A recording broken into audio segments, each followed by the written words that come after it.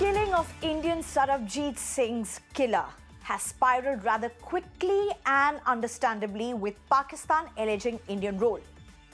Pakistan's Interior Minister Mohsin Naqvi has accused India of being behind the assassination of the killer of Sarabjeet Singh. This allegation, by the way, is even before the probe in the case has begun in Pakistan. The latest in a series of allegations against India, alleging Indian hand behind the targeted killings on Pakistan soil. इससे पहले भी जो 2-4 वाक़यात हुए हैं उसमें Indian directly involve था पाकिस्तान के अंदर किलिंग्स में पुलिस इन्वेस्टिगेट कर रही है लेकिन अभी तक उनका शक वही है जो आप कह रहे हैं बिल्कुल शक वही है और तकरीबन एग्जैक्टली जब तक इन्वेस्टिगेशन मुकम्मल ना हो जाए कहना बेहतर नहीं है लेकिन तकरीबन उसी तरह का पैटर्न है. The Indian government has not responded to the latest gunning down incident. India has in strong words countered these allegations earlier as false and a Pakistani propaganda, warning Pakistan that it will sow what it reaps. Let's pause here and look at Sarabjeet's case first. Sarabjeet, according to India, was a farmer who strayed into Pakistan territory. His wife had claimed that he never returned home as he went to work in the farm near Wagah border.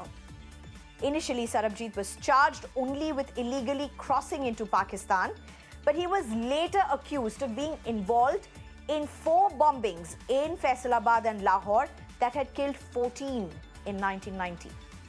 In 1991, a Pakistani court found him guilty of terrorism as well as espionage, sentencing him to death under the Pakistan Army Act. His pleas for mercy was rejected. With 23 years in jail, he was attacked by inmates with bricks and rods. He suffered serious brain injuries. In fact, India pushed hard, demanded for his treatment to be done within India or in a third country, but not in Pakistan. Eventually, he died after a week-long coma. But remember, this is not just one incident, and that's the larger picture we're trying to look at. Pakistan earlier in January accused India of 2 targeted killings, rubbished by India, by the way. And a Guardian article in April, in fact, quotes intel officials and sources of intel officials in India, of course, on changing focus of dissidents abroad by India post-2019 Pulwama attack, as the Guardian article mentions, which, if you remember, was countered with Balakot's surgical strikes by India. As I said, India called out this article for being malicious. There have been similar allegations by Canada. When it comes to the killing of pro-Pakistan Hardeep Singh Nijjar, in fact, Khalistani Hardeep Singh Nijjar last year in October, accusing India of foreign interference in Canadian soil. In fact, it went on to say that there was Indian role in his killing. India denied allegations, but asked for evidence and reiterated that Canada has done very little on the Khalistani issue. Remember, this row had been seen between India and Canada relations literally go on a boil, with India exerting clarity, pressure, and not mincing its words. But amid all of this, remember, there's something that has happened over the last few weeks. This may be completely unrelated, or is it? Now, under this Mazboot Modi Sarkar, आतंकवादियों को घर में घुस के मारा जाता है. Whenever we had a weak government in the country, our enemies have taken advantage. Prime Minister Modi roared during an election rally in Uttarakhand. आज दुश्मन को भी पता है ये मोदी है, ये नया भारत है. ये नया भारत घर में घुसकर मारता है. And weeks later, India's defense minister toed the same line, more explicitly.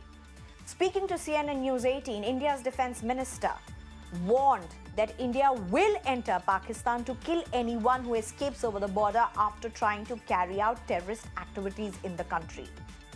Mr. Singh's comments came just a day after Britain's Guardian's newspaper, the UK's newspaper, The Guardian, published its report alleging the Indian hand in targeted killings.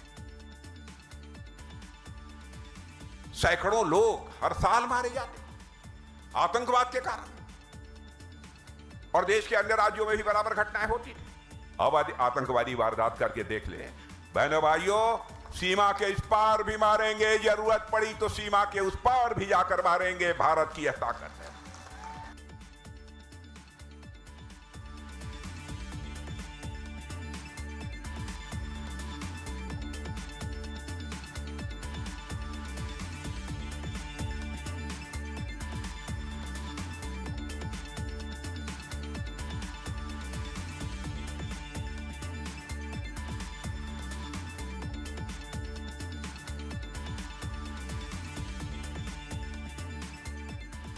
And I'm being joined at this point by Ashok Sajanhar, who's a former ambassador, N.K. Sood, who's a former RAW officer, and also in a while I'm going to be joined by Major General Dhruv Katoch, who's a director for India Foundation. Thank you very much, both of you, for joining us. Well, let me just go across to you, Mr. N.K. Sood, at this point. With your expertise with Indian intelligence wing, with the RAW particularly, what do you really make out of what's unfolding currently internationally that is not only having India at its center stage, but India's intelligence?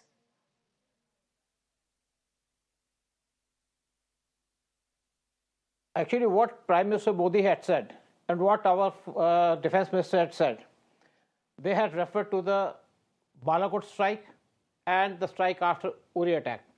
And because there was intelligence information that Pakistan is again trying to carry out Pulwama kind of an attack, so PM Modi gave a direct warning to Pakistan, don't do it. So this is the main reason for issuing such kind of a statement. Of course, number of people, they are being killed in Pakistan, and all those people who are killed in Pakistan, they are liability for Pakistan. Because of these very people, Pakistan had been put in the grey list. So there are three reasons. Somebody say ISA is killing them, somebody say it's the intergang rivalry between all the groups, and somebody accused Pakistan. As you are referring to the Guardian article is a very wayward article. It doesn't give any clarification. It is referring to some RAW officers, which is a false information, and then it is referring to some Pakistani officials, ISA officials. And it says that they have some passport details. If they have the passport details, then the matter ends. Let them show the passport details. Now, you see one thing, that there are at least 28 people killed in Pakistan. Pakistan has not been able to catch even a single person. They do not have any evidence. They do not have any proof. They do not have any video coverage of all the things. And still they are blaming India. Of course, I can tell you one thing. India is strong. India is brave. India can carry out anything that India wants. But this is not in consonance with India's policy. So if Pakistan is accusing us, I don't think they have any proof. If they have any proof, then let them show that. They had given the name of one Ashok, who is based in Dubai. Ashok is a businessman working in Dubai. They just procured his passport and they presented it. They wanted to create a same kind of situation that US has created with regard to Pannu. They wanted that this would put US on the same page as the Pakistan is there, but the US refused to follow Pakistan's diktat. So Pakistan, if they have any evidence, let them present it. India will reciprocate that. India will take action against the people. Similarly, if US or CIA had accused India of Pannu killing, trying to kill Pannu, they do not have any evidence. All right. Okay. Let me just go across to Mr. Ashok Sajanhar at this point. You know, of course, it's the election season in India for that matter. But let me just ask you something internationally. As somebody who has served as India's diplomat, do you really see a shift or a change in India's diplomatic might or how it's defining the diplomatic contours internationally? Do you see a pattern, a shift in how India is not only demanding, but also how India is projecting its assertiveness? Yeah, thank you very much, Sneha. Of course, India's international profile, prestige, influence, position has definitely increased over the last several years, particularly, since we talk about the last 10 years. Definitely. And there are a large number of reasons for that, Meaning, if you look even just at our economy, we were about 10th or 11th largest economy about 10 years ago. Today, we are the 5th largest economy. We are shortly going to become the 3rd largest economy in another 2-3 years. We are the fastest growing major economy. And, when there is turmoil and turbulence throughout the world, what the MD of IMF and other international financial institutions say that in this very gloomy environment, India is the only ray of hope. India is emerged as a partner of choice in the world. India has become a consensus builder. So, of course, India's position and influence has grown in the world. That doesn't mean that we, rashly or without thinking, exercise our might. Our influence is basically to promote well-being and justice in the world. When we are strong, we go ahead and, provide vaccines to the world. We have, in our Vaccine Maitri initiative, as the earlier panelist also said, it is not India's policy to go around, in a cowboy sort of fashion and start killing people who are against us. No, we use, if that was the case, then there are much, so to say, bigger fish out there, whether it is in Pakistan or elsewhere, that, we would take care of. These are, what has happened. These are all terrorists who have been acting against Indian interests. But there are other bigger terrorists also. It is not India's policy. And, what is most important is that in none of these cases have they been able to provide anything relevant, anything significant, any evidence. This is what was told to Mr. Justin Trudeau, you would remember, when he went back from India after the G20. That's on the right. 18th of September, he stood up in the Canadian That's right. Parliament, House of Commons, and said that there are credible allegations. How can allegations be credible? Allegations are just sort of, anyone can speak off the cuff, and that is an allegation. If you have to give credibility to any assertion, there has to be evidence. And, the killing of Hardeep Singh Nijjar took place on 18th of June last year. He spoke about this on 18th of September in the Canadian Parliament after 3 months. Today, we are in the middle of April. We are getting to be 1 year from the day that the killing was made. They have sort of released Without some any sort of video. evidence. Their evidence, no arrests have been made. So, how can they make these charges? And of course, India has done very right in absolutely trashing all these statements that have come either from Canada or from Pakistan or from the Guardian article. All right. Ambassador Ashok Sajjanhar, I'll let you be at this point. I'll get back to you because I also have another panelist to go back to for the first reactions. But I have to come back to you on your cowback diplomacy that you really mentioned. But to you, Major General Dhruv Khatorch, thank you for joining us. How do you look at Prime Minister as well as Rajnath Singh's latest remark of "Ghar mein ghus ke marenge"? As a veteran yourself, how do you look at this?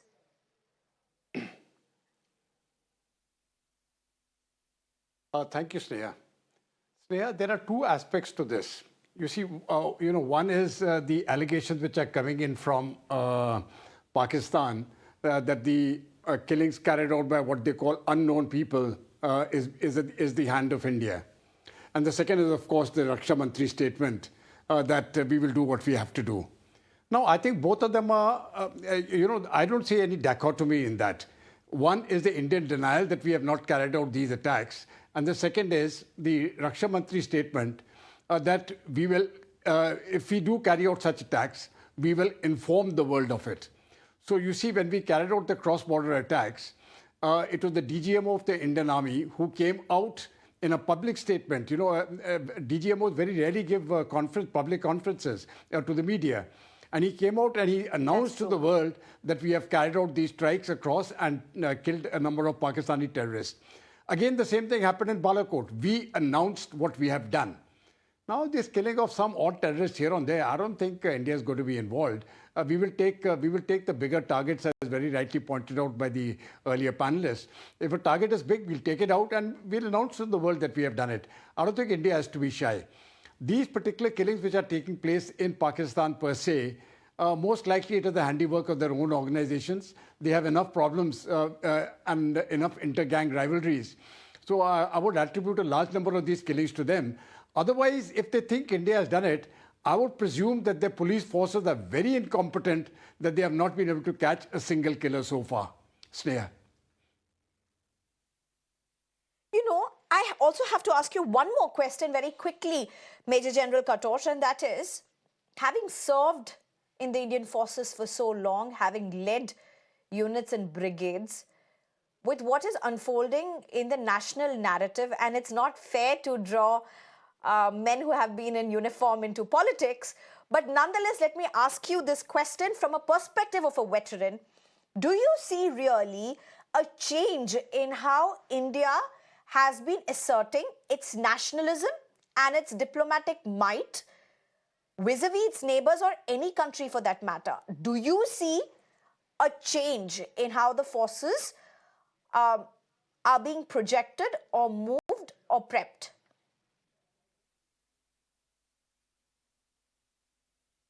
Oh, yes, I think the change is there. And it is not just a simple change, it is colossal. And I think anybody who observes what has happened in India over the last decade will vouch for this. You see, as far as foreign policy is concerned, it is certainly more assertive. Today, we look after India's interest, which comes first. Now, just the other day, the Americans were saying that, you've got to be on the right side of history. And India very correctly told them, we are on the right side of history. We are looking after India's interests. For the West, for some peculiar reason, the West thinks that if you are democratic and if you are going to be good boys, you have to support us. And India said, no, we are going to support Indian interests. So whether it comes to Russia or China or to the United States or to any other power, I think that is the fundamental principle which Indian foreign policy is following based on the Prime Minister's and the External Affairs Minister's directions.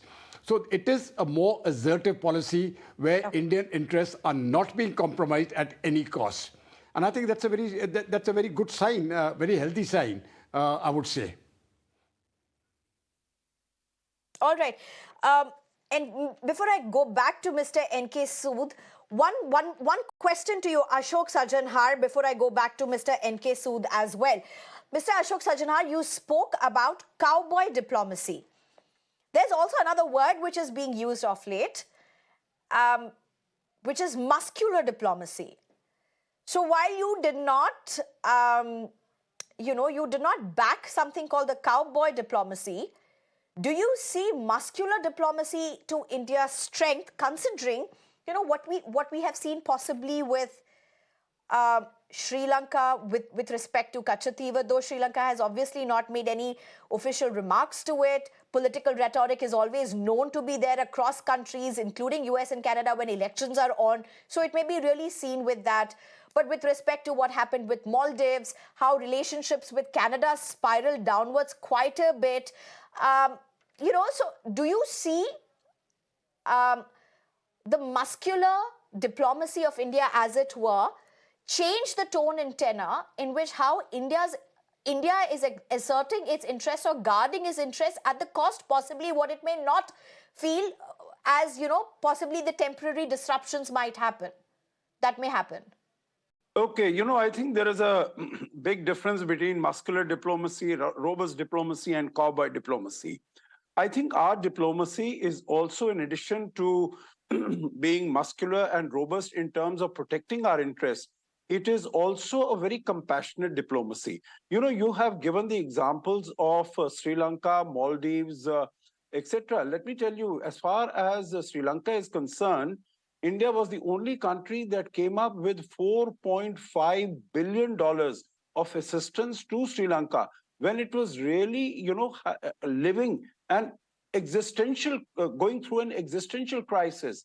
It did not have food, it did not have medicines, it did not have energy, it did not have petrol, it did not have nothing at all. And even the IMF was also not willing to come and support it, bail it out, unless there were some people, some countries who were willing to come and, you know, take the first step. And although most of the debt of Sri Lanka is owed to China, but India, in terms of its neighborhood first policy, it went out of its way to help to give it support and also give a letter in writing to the IMF.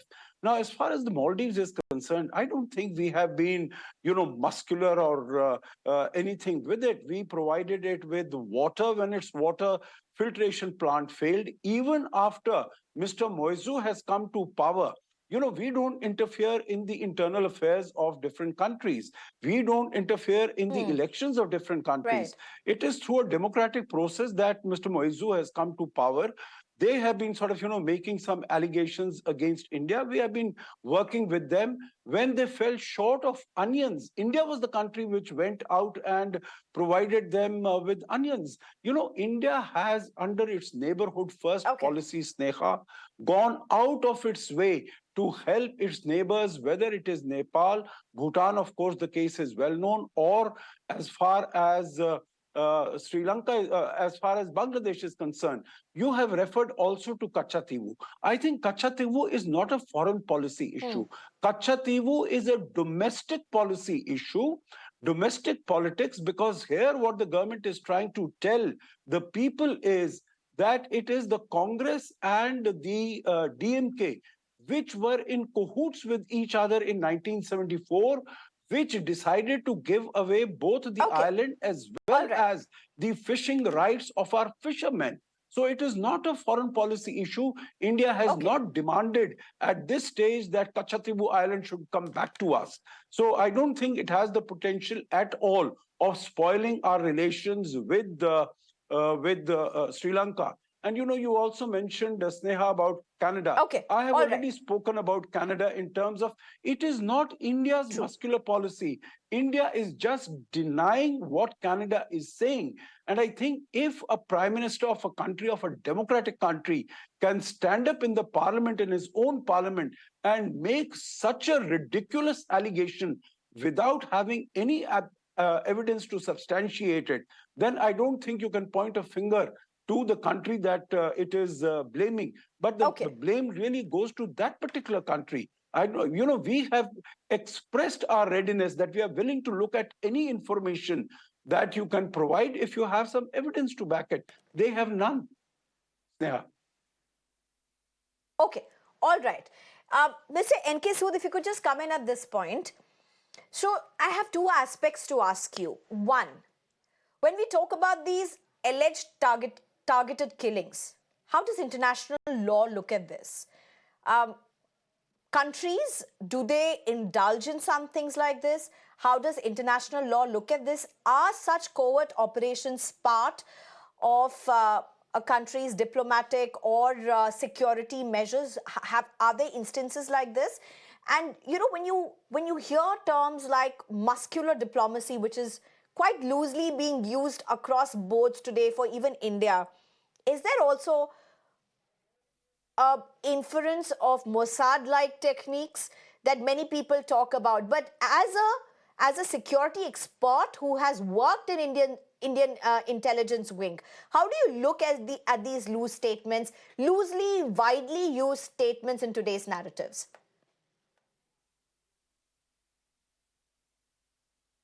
Actually, we are not copying anybody. We are not copying Mossad. Mossad had been directing us. We have been taking their help in dealing with the militants. We took some equipment from them, night vision equipment from Mossad to deal with the militants. Of course, our army were trained also there to deal with the militant activities. But Mossad's objective is different.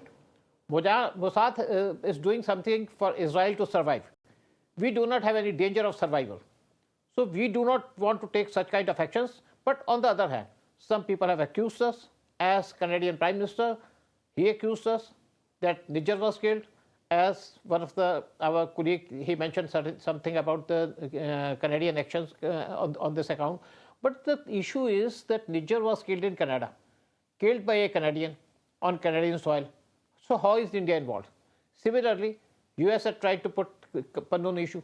US had tried to put pressure on India on certain other issues, and this was just a pressure tactics.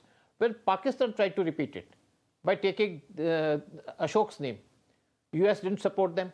And of course, Pakistan wanted to make it an international issue, but none of the countries in the world supported Pakistan. So this issue or this allegation against India is baseless, without any logic, without any proof, without any evidence.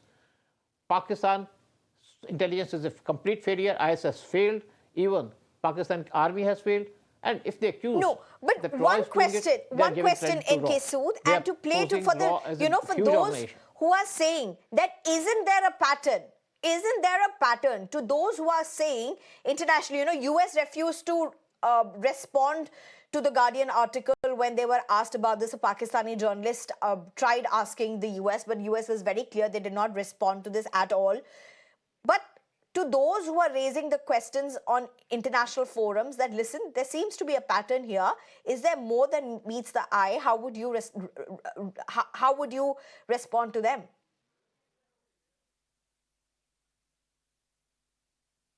Actually, the article in Guardian was published by some foreign intelligence to target India. But as I told you earlier, this article is baseless. This article it is self-contradictory. This article doesn't say anything. And Pakistan, and through this article, Pakistan had tried to make out a case against India, but they have failed because US didn't support them. They wanted US support. Otherwise, none in the world, whether it's the Gulf countries or the Western countries, they took any notice of this issue, whatever Pakistan said. All right. Okay. And Major General Dhruv, my last question to you. You could have the last word. Diplomacy and Indian security both go quite hand in hand. They have always gone hand in hand. One cannot go without the other. When you look at what's happening today with respect to India internationally, diplomacy, as well as Indian security vis-a-vis politics in India, how differently do you see it playing out today? And I ask you this because I think it is a very, just to give you the context, and as I asked you initially the question. Yeah.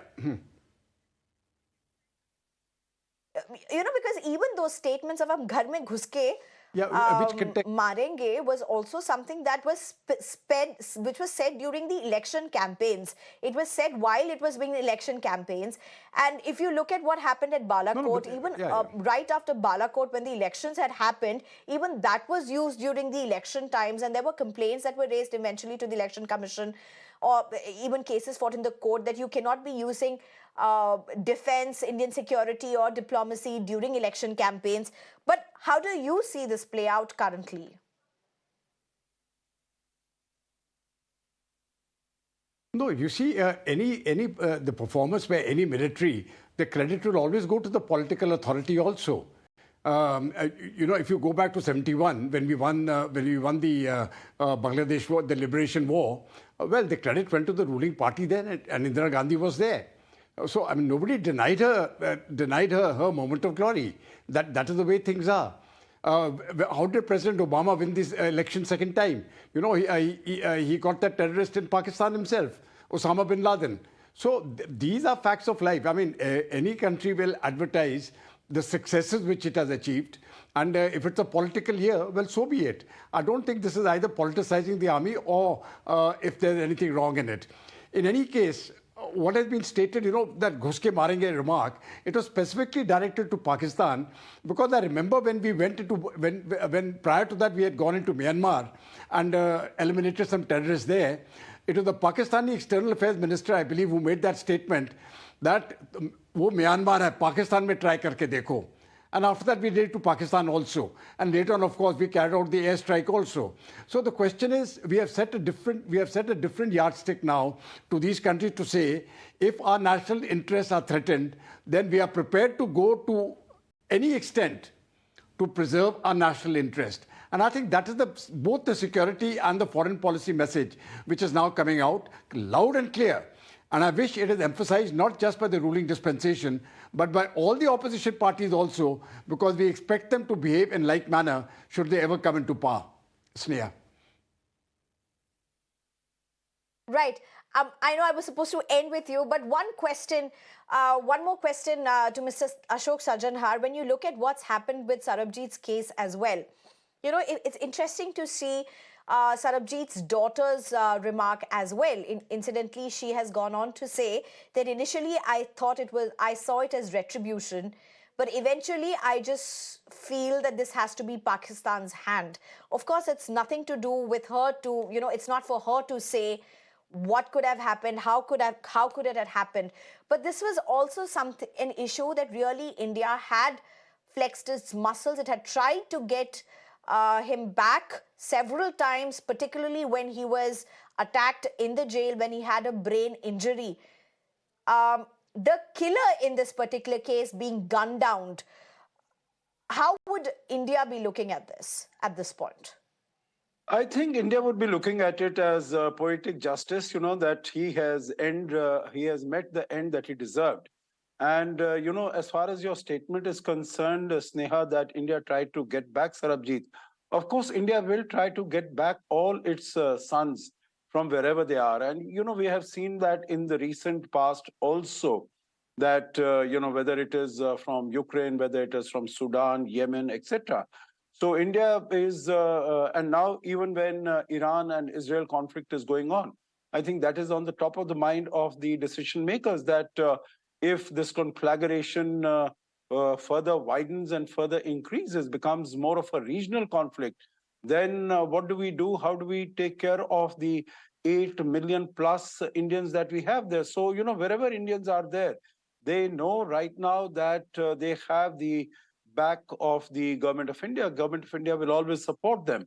So, you know, to your question as to how India would be looking at it, this, I think, the way India looks at it, this is an internal matter of Pakistan. It has apparently through the internecine gang warfare that this killing has taken place, and he has met a just end. He had, you know, he lived by the bullet and he has died by the bullet. So it is, you know, he's met his, you know, the rightful end that he deserved.